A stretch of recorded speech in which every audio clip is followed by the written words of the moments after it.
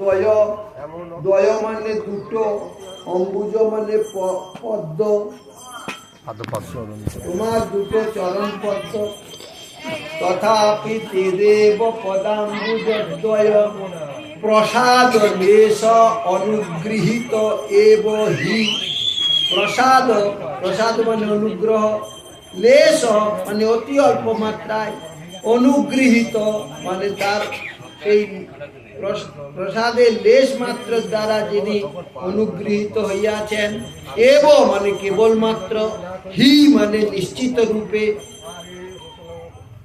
তথাপি তেদেব পদাম্বুজদ্বয় প্রসাদ লেশানুগৃহীত এব হি জানাতি তত্ত্বম ভগবান মহিম্নো।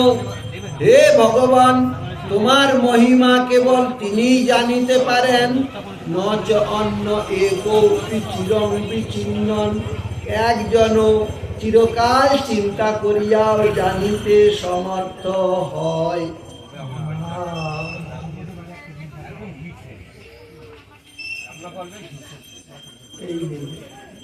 তারপরে মহাপ্রভু যখন 7 দিনের বললেন, কি বললেন? যে আমি বেদান্ত বুঝি, ভালো বুঝি, কেননা আমি বেদান্ত করেছি, আমি বেদান্তের বেদ্য পুরুষ। বেদৈশ্চ সর্বৈর অহমেব বেদ, বেদান্তকৃত বেদবিদ এবচ অহম।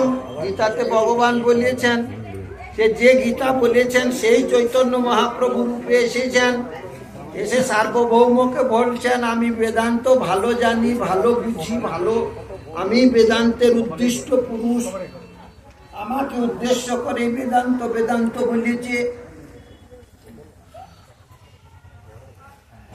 কিন্তু তোমার ভাষ্য আচ্ছাদিত করছে, আবরিত। এই কথা শোনার সঙ্গে সঙ্গে সার্বভৌম ভট্টাচার্যের দ্রাম করে বাবার অভিশাপটা হল।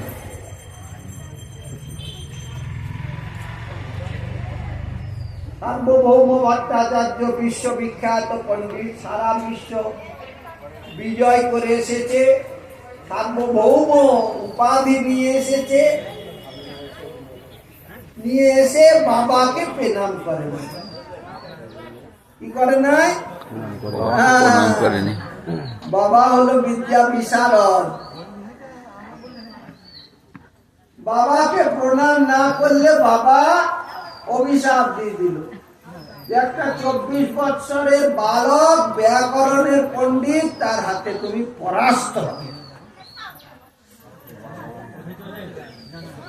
একটা 24 বৎসরের বালক শিশু শাস্ত্র ব্যাকরণের পণ্ডিত, সে তোমাকে পরাস্ত করবে।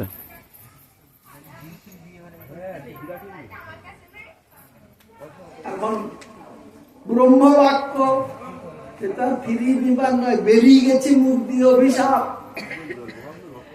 বাবার পায়ে ধরে বললেন, বাবা আমি যদি হেরে যাই তাহলে কি তোমার হারা হয় না? আমি যদি হারি, আমি তো তোমারই ছেলে, আমি সার্বভৌম, এই ভূমির উপরে কেউ এত বড় পণ্ডিত নয় আমার মতন,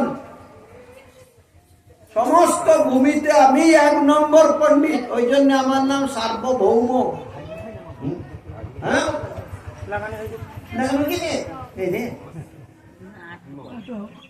সার্বভৌম ভট্টাচার্য, বাবা আমি যদি একটা 24 বছরের বালক শিশু শাস্ত্রের পণ্ডিত ব্যাকরণের পণ্ডিত কাছে পরাস্ত হই, বলো দেখি বাবা এই পরাস্তটা কি তোমার পরাজয় নয়? বাবা তখন বললেন, বাবা চিন্তা করিস না, আমি অভিশাপ যখন দিয়ে দিয়েছি তখন অভিশাপ দিয়ে দিয়েছি। তবে আমি একটা কথা বলছি, 24 বছরের যেই বালক ব্যাকরণের পণ্ডিত তোমাকে পরাস্ত করবে, চোখ কান বুঝে তুমি জানবে সেই হলো ভগবান। হরি